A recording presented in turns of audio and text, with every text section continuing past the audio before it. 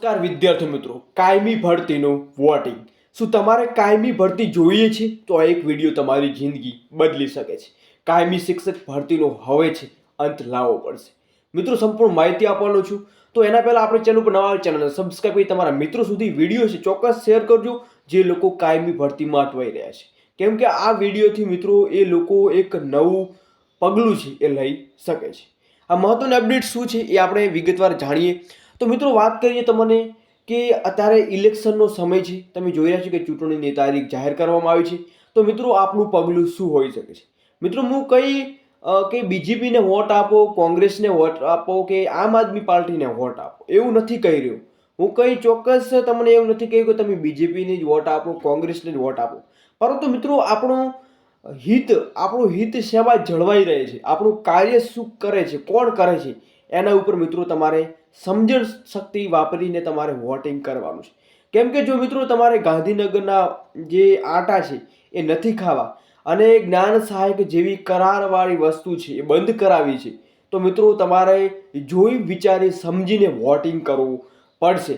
કેમ કે લાંબા સમયથી 2-3 વર્ષથી મિત્રો કાયમી ભરતી નથી થઈ અને આવી જ રીતે કરાર ઉપર બધી ભરતીઓ આવી રહી છે.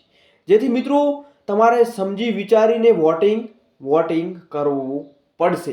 હવે મિત્રો વોટિંગ તમારે ક્યાં કરવાનું છે એ તમારા ઉપર ડિપેન્ડ કરે છે. એમાં હું ના કહી શકું કે બીજેપીમાં કરો કે કોંગ્રેસમાં કરો, પરંતુ મિત્રો તમારે સમજી વિચારીને વોટિંગ કરવાનું છે જેથી અગાઉનું જે ભરતી પ્રોસેસ છે ઇકોનોમિક રિલેટિવમાં હોય અથવા તો જે મિત્રો ઘણા બધા એવા બેરોજગારો બેઠા છે એમને સારી એવી નોકરી મળે, જેના કારણથી આપણે વોટિંગ કરવું છે.